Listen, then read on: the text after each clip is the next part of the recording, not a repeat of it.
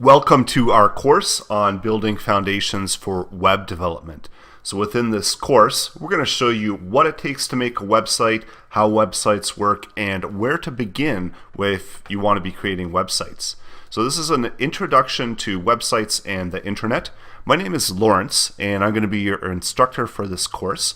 And I've been a web developer since 1999, so I've got about 18 years experience developing websites, and I'm here to help you learn about web development and also ready to answer any questions you may have. I'm going to be introducing you to the core fundamental concepts of developing websites and how websites work, and showing you some of the tools and resources that are used commonly to develop websites. So we're going to look at everything from making requests and how that works when you make a website request within your browser. So when you type in that HTTP, www, how that all works, how DNS works when it returns an IP address and allows you to connect your browser to a server, and then the server would send back code, so HTML, CSS, and JavaScript, allowing you to reassemble that web page correctly within your browser. So we're going to look at some different browsers, how they work, how they interpret that code, and what they do with that code. And primarily the foundations for the internet are based around HTML, and then there's CSS for styling and JavaScript.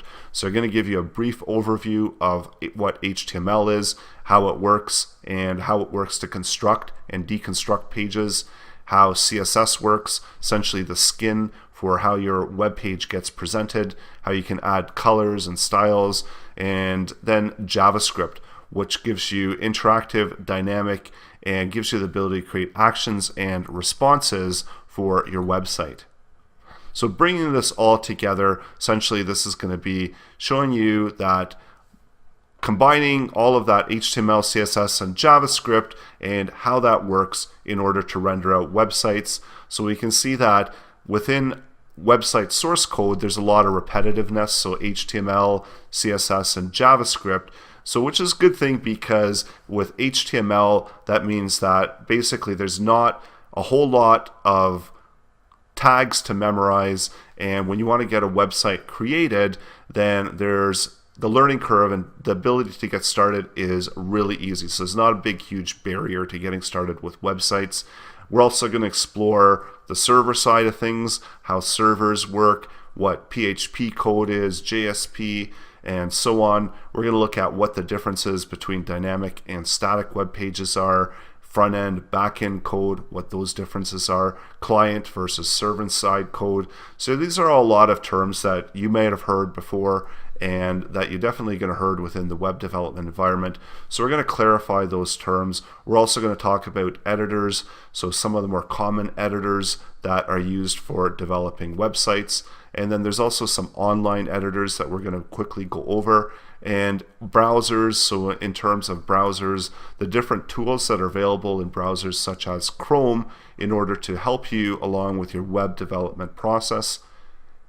Also file extensions, so we're going to be familiar with HTML files, but then there's also different types of file extensions, how they all work together, how to develop a folder tree and develop your website file structure and why it's structured in a certain way, different protocols that are used commonly in order to display web pages within browsers, and then also domain names, so how domain names work, how to best pick a domain name, and then overall just learning about web development.